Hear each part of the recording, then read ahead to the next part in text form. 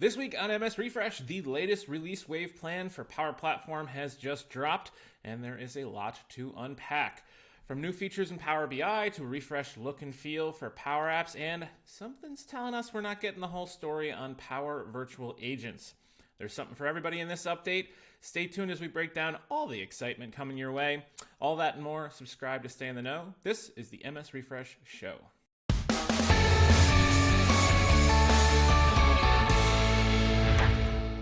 Hi there, and welcome to the Matt and Show on 365 Refresh Show. This is episode 79 for the work week of February 13th, 2023, and this month's episode devoted to the Power Platform. Coming to you from the East Coast, my name is Matt Wade. And as always from the West Coast, I'm Sean Bugler. Mr. Bugler, what's going on? It's about time we're talking about the Power Platform. It's been too long. It's your time to shine. I was just checking. We haven't talked about it since October. And so much has happened. We're not going to talk about any of it. We're going to talk about all new things, but so much has happened in the last 4 months. That is true. Yeah, that's valid. I'm actually excited because I'm getting more and more into the Power Platform now. Kind of riding the bandwagon a little bit. So there's always a good amount for me to learn on this stuff. Not only just what can it do, but what can't it do? Or what is super annoying? I think that's kind of a rite of passage of getting into the Power Platform is you step in with bright eyes and big potential, and then you find out very quickly that it can do most of what you need, but the things you need it to do most, it can't. And those things vary from moment to moment. But I think that's why I enjoy the community that we've got in this space, because I think everybody shares that challenge, and to that end, everybody shares what they've learned and how they overcome those challenges. And so I'm almost never stuck for too long, and hopefully that's the case for you as well. I find myself, I have always said a lot, we can't be the only ones that have this problem or this need on various teams, SharePoint or other Microsoft 365 things. That comment has come out of my mouth significantly more frequently, where it's like, how is this not built in? You know, if this is really supposed to be low code or even no code, which it definitely is not. No. You know, how is this so hard, right? How have they not fixed that? And I just have to remind myself every so often, job security. And I'm grateful for the time that we got started in the space, because to start now would I feel like we've gotten to grow with the Power Platform. I think we were both at Ignite when they kind of announced like this big push into it. Yeah. So I mean, I'm glad, because I can't imagine, where would you even start with all of this now? Would you still start with like Power Automate, which is, I think, where both of us kind of leaned in? I think Power Automate is still sort of the entry point for a lot of people, because they can throw workflows onto files, and that's like the day-to-day thing that everybody can apply a concept to. Sure. But forms, Microsoft Lists, the forms experience in Lists is still not amazing, so you still need Power Apps for a lot of that stuff. But it's always the things that you want to do, like, conditional, display of fields or data validation, stuff like that. Power Apps does it, but it's not super easy, right? Like there's a major difference between the simplicity of a simple Microsoft List and the complexity of the form resource or like functionality that you really need, but in Power Apps. So it's that delta. It needs to be more like this and not like this, I guess, is sort of my the thought exercise for you then. What would you rather have, a more powerful Microsoft Lists or a more intuitive and capable Power Apps? That is a great question. I would almost prefer that Microsoft Lists form experience just doesn't exist, and that the Power App is the only form experience. Really?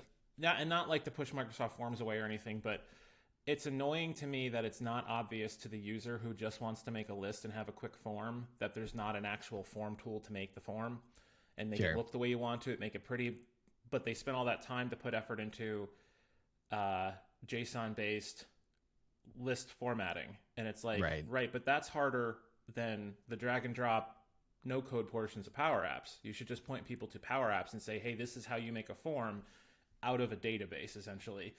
That would, to me, make it easier, because I think you still have to provide all of the feature sets that Power Apps has. You can't just take you can't Power Appify, a Microsoft List entry form, which I realize there's a button there, you can do that, right? but that's Right. not obvious to anybody, I don't think. No. Yeah. Well, that actually speaks to a lot of what we're going to be talking about in the news with respect to the growing divide between the low-code, no-code space and Microsoft's increasing focus on the pro-code side of things. You ready to learn more? I mean, I'm always here for a great battle between developers and non-developers. One of them doesn't know we're fighting. I'm going to bite my tongue on that one. Let's get going. This is the news.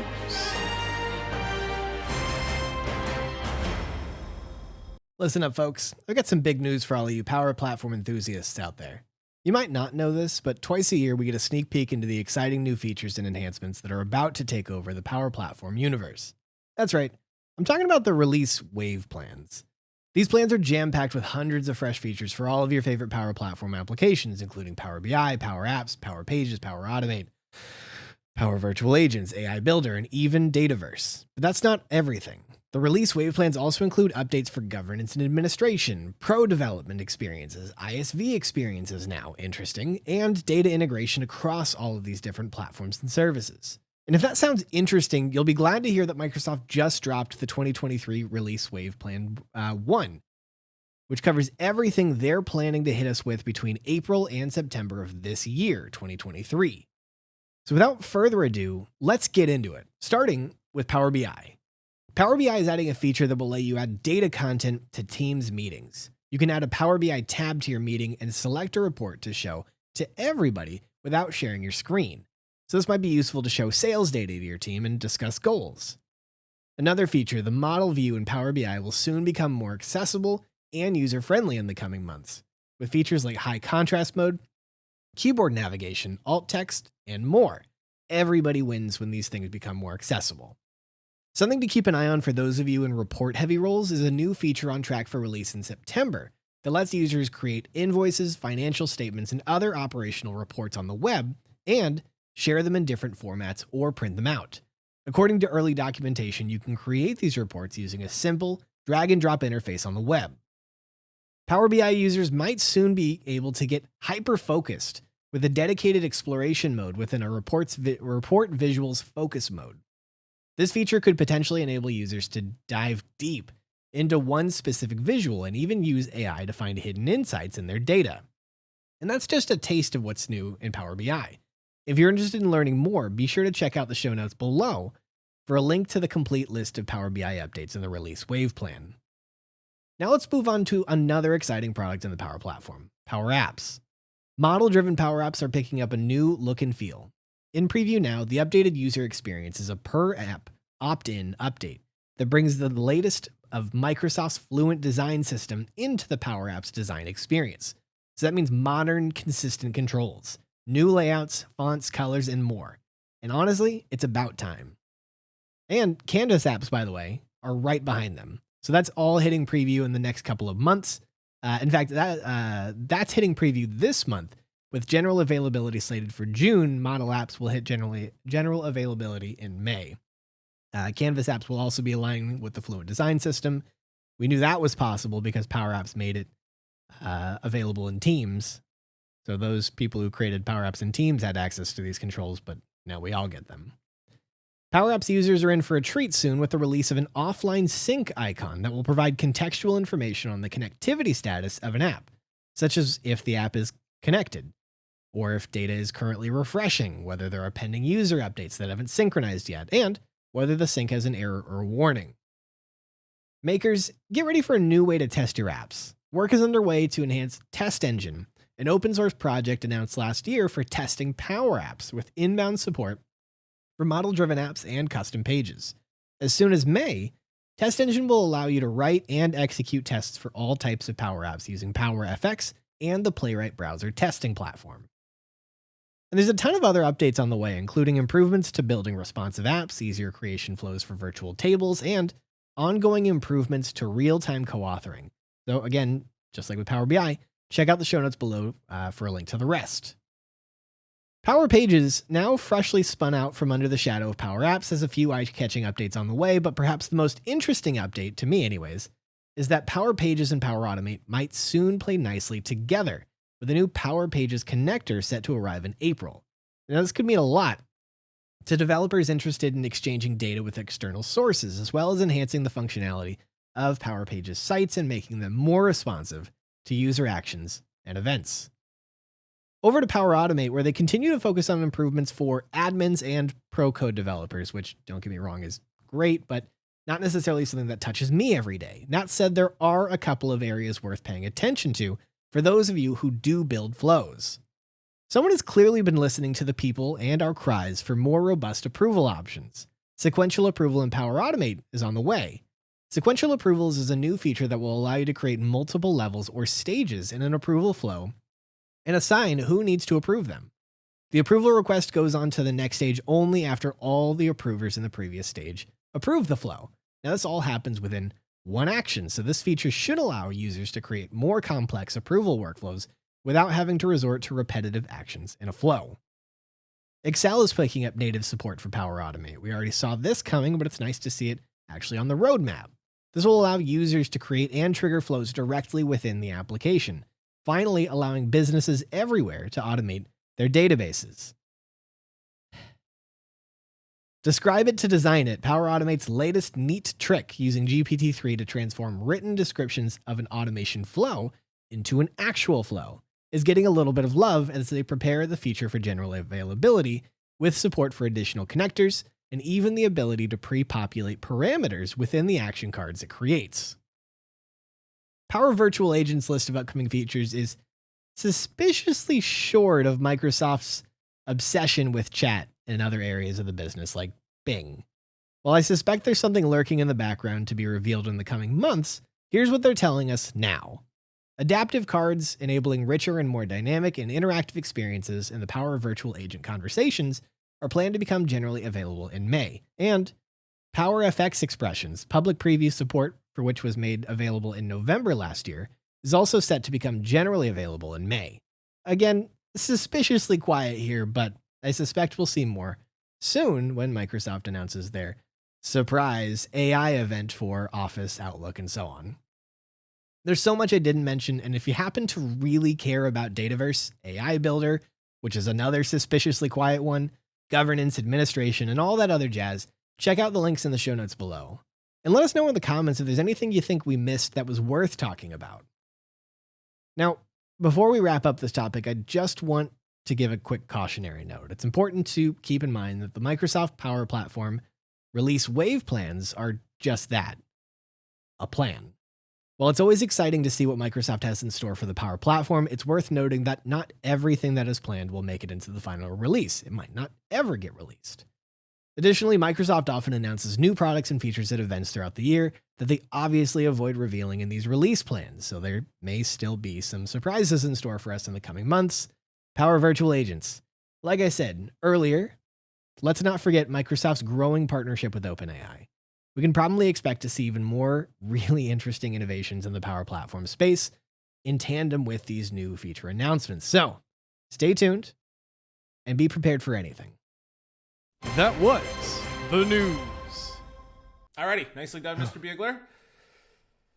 Now it's time to talk. Yeah, First off, there was... What is this? Hold on. What is this? What is this little secret I heard that you have access to? I think you called it Bing AI, but really this is ChatGPT. Oh, Sydney. In the new Bing. Yeah, no, absolutely. So for those of you that don't know, Microsoft did a big AI themed announcement on Tuesday, I think it was. And it was kind of a badly kept secret that the big announcement was going to be that Bing was going to get this new like ChatGPT powered version of itself. So we all kind of knew that was coming along, but I was still paying attention, and the Verge had a live blog, so they were keeping tabs on it. They didn't live stream it.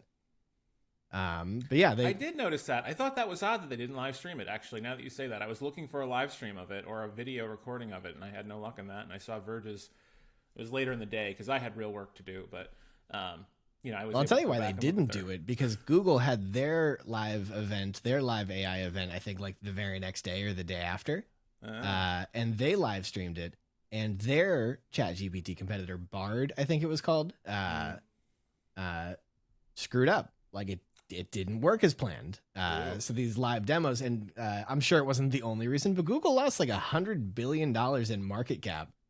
Like just after this event, so I think Microsoft was hedging their bets in terms of like being able to control the discourse. Don't tempt the demo gods on the biggest opportunity they've had in Bing since the day Bing was born. 100%. Yeah, but yeah, so towards the tail end of it, Microsoft announced that Bing AI was launching like immediately, which of course we now know is not entirely true. A lie. They're launching it. It's not, no, you're being way too nice. That was a lie. Yeah, so Microsoft marketing is the worst with this crap. 100%. They know what needs to be said, but what needs to be said and what needs to be done are completely different things. But yeah, so they put up a slide that was like, this is where the waitlist is going to be, and The Verge took a picture of it, and I saw the link and I jumped on there. I must have been one of the first like 1,000 people to sign up for the waitlist. So I got access on Wednesday last week, and in some respects, Matt, I know we've both used ChatGPT. In some respects, I still prefer ChatGPT because it lets me like edit my original query, my original prompt. It lets me kind of like roll back and go like, I see why you gave me that answer, but I really meant this. And as opposed to having to like reset the entire conversation and try asking again, which is currently the Bing experience. I really like being able to in ChatGPT go back and like edit. Oh, so it's just a one question, one answer experience? No. So you still get the ongoing here, but if I like, yeah. So like Matt, if I say, how are you, and you say, I'm good. How are you? And really, what I was asking is like, how's your fiance? Mm-hmm. I can't go back and say, actually, ignore that I just asked that question. Let me start with, how's your fiance? I can do that in ChatGPT. I can't do that in Bing AI. And so it doesn't let me easily kind of play the game appropriately. But I will tell you, the killer app, the killer use case of Bing AI isn't so much the chat aspect of it, although that is super useful. It's the Edge browser now has Bing AI built into it in the dev version of Microsoft Edge. So you can download it now. And if you're off the waitlist, you'll get access to this Bing AI thing that lives in the sidebar. And you can give it permission to see what's on the pages you're on. And you can ask it questions about the page you're on. So you can, for example, be on the 50-page quarterly report of some company you invest in. Right. And you can pull up this little sidebar and you can say, summarize this, and it'll immediately scan everything that's on that page, and it'll spit out in a very ChatGPT style way the things it thinks are most relevant. Yeah, and then you can ask questions about it. The modern Control F. Finally. Yeah, it's exactly what it is. It's this modern experience of like actually understanding and parsing what's in front of you. Yeah, and that's a game changer. The ability to like create your own like cliff notes. Without having to like wait for somebody else to read it. Now, what does that mean for like content creation? Who knows? But I do know that it means that I can go onto any recipe site and say, give me just the recipe. Oh, yeah, that's going to affect the SEO. So I'm really interested because I think I saw that ChatGPT itself is available for like $42 a month or something now moving forward. 20. ChatGPT Plus will be, that 42 was a leaked joke. Yes, okay. The Hitchhiker's Guide and everything. Yeah. Yep. But either $20. Way, it costs, and I'm kind of curious how Bing is going to deal with the cost of running these services because it's not cheap. I think I heard ChatGPT at one point was in the millions of dollars per day in costs when they opened it up to everybody for the public preview. So not only that, but Bing is also not going to provide any, or at least not yet. They haven't figured out how do you advertise. No, they figured it out. Did they? Oh, yeah. I can tell you right now, they are already injecting ads into the Bing AI experience. And you know what? Totally fine. I mean, they got to. They have to. So I'll give you an example. In writing the news for this show, I was like, let's see what Bing thinks is like big power platform news. So I went and I think I took a screenshot. If I did, I'll put it into the show notes. I asked it, what are the big news items in the Power Platform? And it gave me a couple of things, one of which did make it into the show. But immediately after that, a little card floated up below the prompt that it spat out, and it was a shopping thing for Power Platform, and it was a bunch of power tools. So room to grow. That's funny though. Yeah, I like that. You're like, oh, Ryobi. That's not the brand I was looking for, but that's fine. Now that you mention it though, Bing, I do. I could use a new could use a circle saw. So yeah, they are advertising from day one. So balls in your court, Google. So that's kind of interesting. So I think that's a nice segue to, I know the one topic that you wanted to talk about today was Power Virtual Agents. And the lack thereof. Well, I'm wondering because Power Virtual Agents now looks like you're writing on stone tablets versus using, the next generation, MacBook Pro in the 2020s to go write a document. Because having to pre-write all of these conversational aspects is going to be, everybody's going to say, wait, I shouldn't have to do this anymore. So I'm curious if there's no talk about PVA right now because they're trying to plug in OpenAI, potentially get some more money from it to provide that in there in a low-code manner. I don't know. Is that what you're thinking? Or do you think that, this OpenAI thing actually is just going to kill PVA? So I don't think it's going to kill it. I think there's still a ton of value in the Power Virtual Agent experience, but there was a lot of undertones of this is not the last we're going to see of, and I don't think anybody expected it to be, the last thing we're going to see out of Microsoft with respect to applying OpenAI and their technology, and more specifically kind of the ChatGPT experience. One of the big things that was taken away from, because it was all reporters that were at this event Microsoft was hosting. One of the takeaways was Microsoft's planning on creating white label ChatGPT experiences that organizations and enterprises can pay to train on their own data. So imagine for a moment that you've got 30 years of documentation. You don't know how much of it is still relevant. You don't know how much of it is still useful. You dump it all into this training database, or maybe you parse through and you clean it up a little bit. You dump it all up into this destination, and then you can just cut loose this ChatGPT experience and go, how do I do blank? And it doesn't matter if this is this homegrown application. If there's documentation that exists for it, there's a good chance it's going to be able to parse and spit out that answer. Yep. And that's game changing. It is. It is, but it's, I don't know. I'm of the opinion that enterprise search, is always going to be a hard nut to crack. And that's essentially what this is, right? It's an automated indexing, a smart indexer, right? As opposed to just, here's a list of everything I have, and here's the closest thing that matches the term that you just dropped in. Because like a search engine experience or a search experience is kind of three things. It's the engine, it's the searcher, and it's the content provider, content owner, right? So if ChatGPT is that engine, or OpenAI service is the engine behind the scenes, which improves the engine significantly, that's great. Right, sure. The searcher then has to not do as much work to say, they can use natural language, ask what they're asking for, and not try to use like keywords that like will help get them there via shortcut, which is essentially what we're, that's my day job, is literally Googling things, right? Sure. That's the current experience for most of us. Yeah. But then it's the content provider. So if you have a system that's 25 years old and people have just kept moving stuff over and over and over to whatever the newest version of that thing is, and they're just doing lift and shift, and they're not doing anything to clear out the old crap, they're not doing anything to update stuff to be accurate to the time, you're still going to deal with the whole garbage in, garbage out. And I have this conversation all the time with people at different companies where they say, why can't we just, slip in a Google server into here and use that? And it's like, because what do you see still bad on data. Google?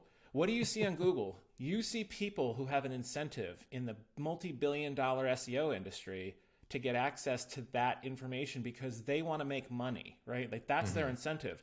When you upload a file to your intranet, your incentive is to stop people from calling you, generally, right? Yeah. Publishing information is about giving people the opportunity to self-serve so they don't have to bother you, so you can be more productive in your job. But making it perfect or going from a 75% solution to a 98% solution, you may say that that's too much work for yourself. And that's what I think most people expect. So there's minimal to no, unless you have a dedicated search optimization team internally in your organization, there's little Which to you no probably incentive. don't. Oh God, no. Like almost. I've only seen a few, and typically they're being represented at like knowledge management and search, conferences. So like, yeah, it's a great Right. story, but like, how am I going to get 3 bodies to be a search optimization team in my organization and justify their Right. existence? Because When I'm good hurting for search- help desk people. right. Well, not only that, but like, how do you quantify that search went from bad to good? Right. You can't. It's almost impossible to quantify the value of that. Right. And if you do surveys, everybody's survey response is going to be completely biased, right? So the survey Right. responses that you can try to quantify and get like a bell curve on probably isn't trustworthy to begin with. It's based on expectation and experience, which are completely subjective values. And then when you take that and you can glom them together, it's even more subjective, right? Yeah. And I'm kind of curious to see what they would want to do with OpenAI to like, how do you fix that? You don't fix the fact that in an organization of 10,000 people, maybe 2,000 people are uploading content to like that shared internet experience. How many of them are being held to account on Sure. the behavior aspect on garbage in versus garbage out? Because it's always going to be garbage out if there's a large group of people who have access to do things without being held accountable. And like, I don't Sure. see a smart AI being able to fix that, because a smart AI is just going to take what they see, and the more of it that they see that confirms the fact.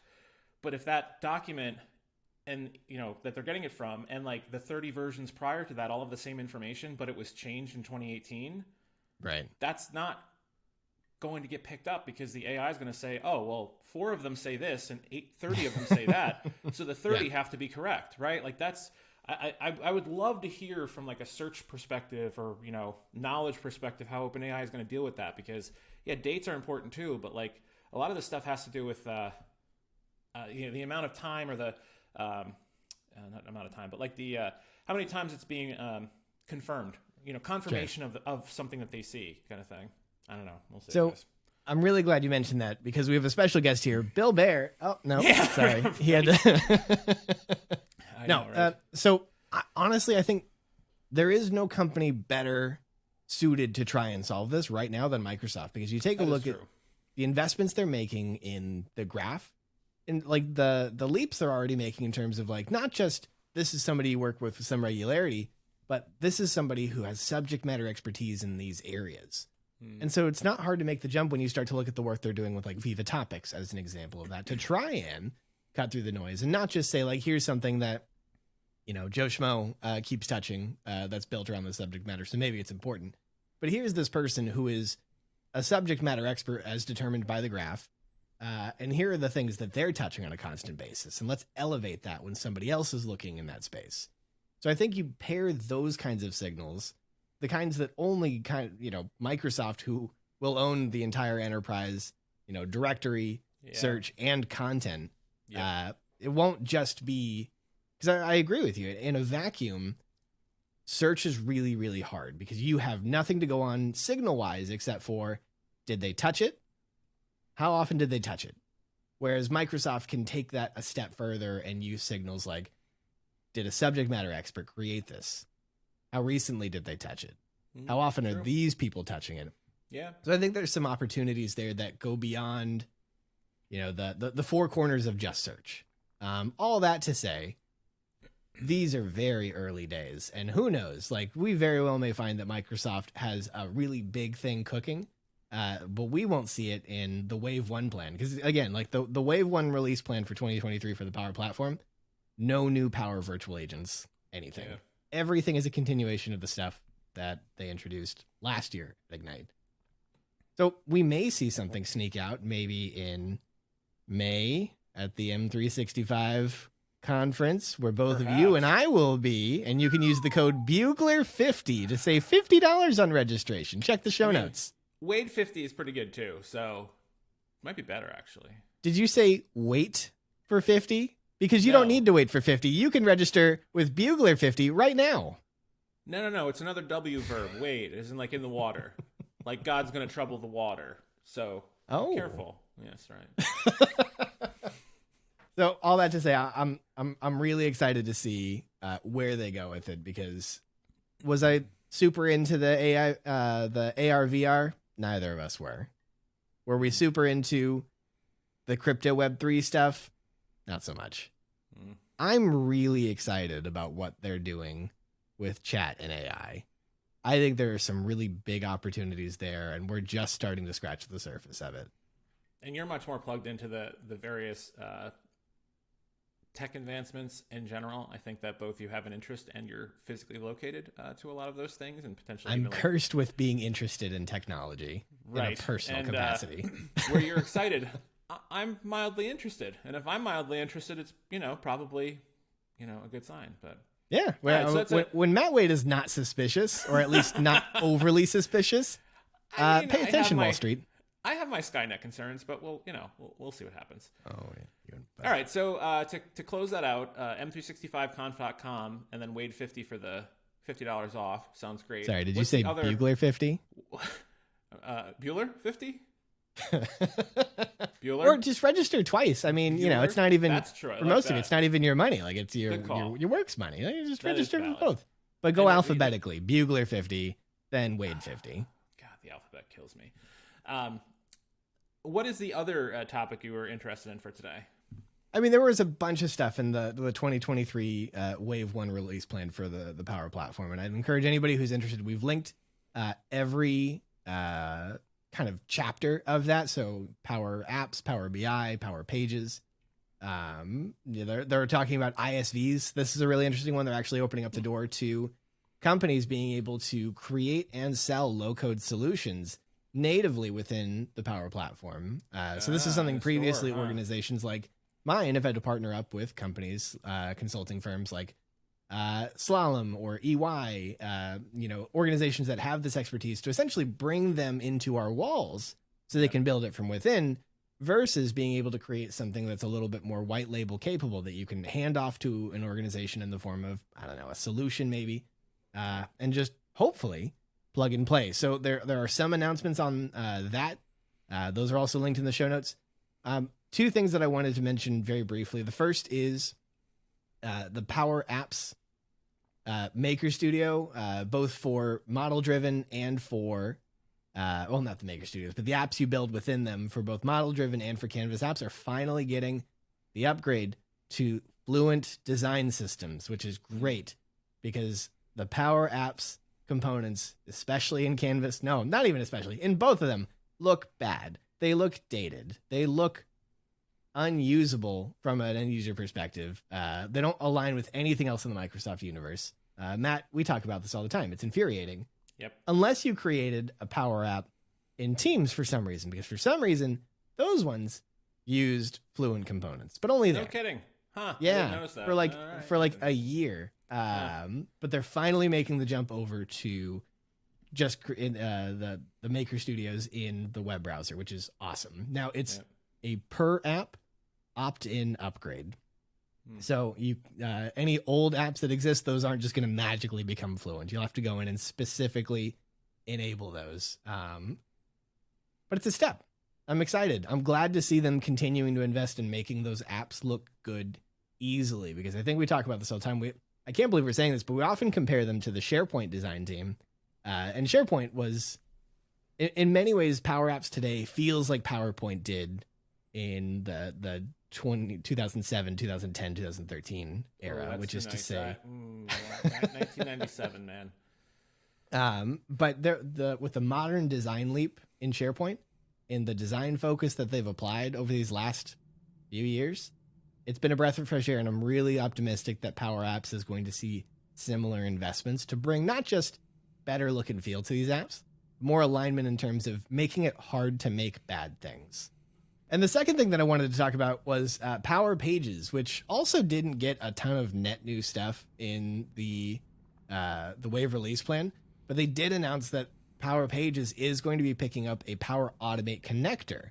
Now, one of the big challenges with building in Power Pages is it's not natively connected to a lot of different services within or outside of the Microsoft universe. So if you want to build a Power Page interface that talks to Salesforce, as an example, or interfaces data with another CMS, those aren't easy things done. Like, you can do them, but you have to use custom built aspects to it. And that's not super accessible for low code, no code individuals. So this new connector, my understanding is it's going to be kind of like the Power Apps connector for when an event happens in a Power App, it'll kind of fire off. It'll talk to it. It'll pull data back. So it's going to be bidirectional data exchange. It's going to allow you to connect to basically everything the Power Automate is able to connect to, which is potentially very exciting. Maybe this means you can actually secretly use Microsoft Lists for Power Pages after all. Or Excel.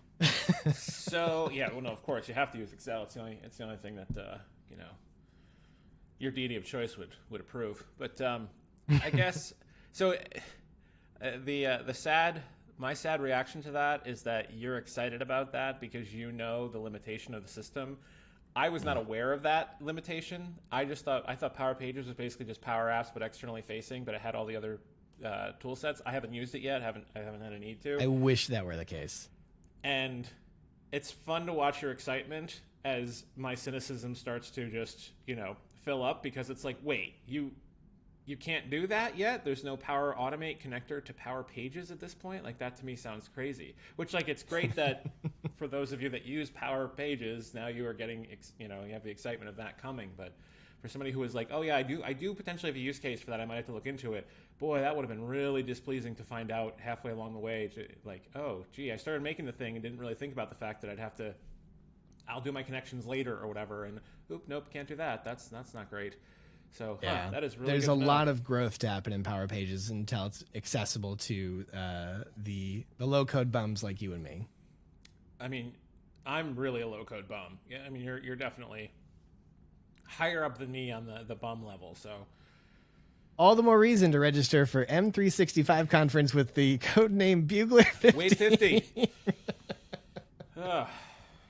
Good Lord. That's all I've got. I'm sure there's more. I'm looking forward to the next Power Platform Showcase so we can kind of play catch up on some of the other things that have been announced over the last couple of weeks and months. But yeah, thanks for humoring me. Yeah, and hey, this is always a good learning experience for me. I feel like this is when I do the Teams episodes and you do the Power Platform episodes, it's a handshake because we pass each other potentially useful information for our bucket of cynicism potentially. But either way, that was very useful for me as well, and it's always interesting hearing what's happening on the other side. When you heard it here first. Power Virtual Agents is hiding something.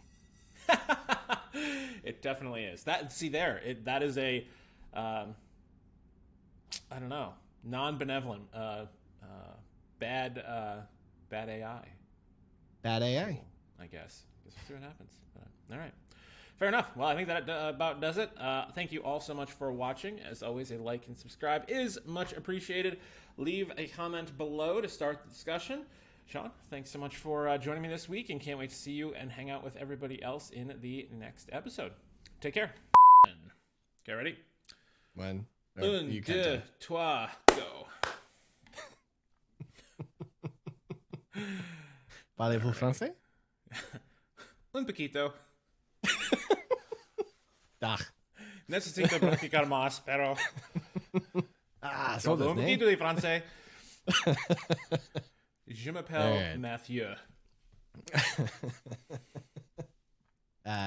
Je suis duck. I'm sorry, no, that's je suis canard. Je suis croissant. I think we would all be better off if we were croissants. Yes, I'm a tad carb heavy. Let's just say.